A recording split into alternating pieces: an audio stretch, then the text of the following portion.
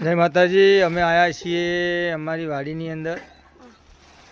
જો એ પપૈયા વાયેલા છે ને દૂધી છે, આ પપૈયા, પછી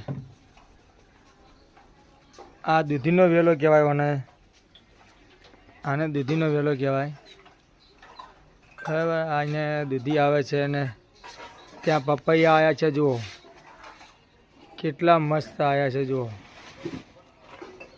અને અરે દૂધી, આ દૂધી કહેવાય, અને પપૈયું, પપૈયાના વેલા છે।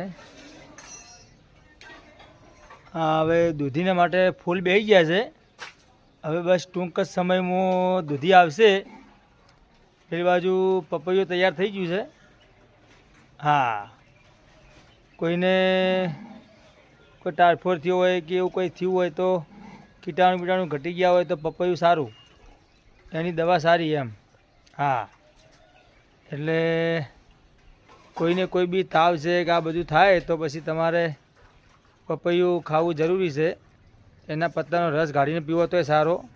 આ દેશી કહેવાય એમ, દવા ખાધા કરતાં દેશી દવા કરવી સારી। બોલો જય માતાજી।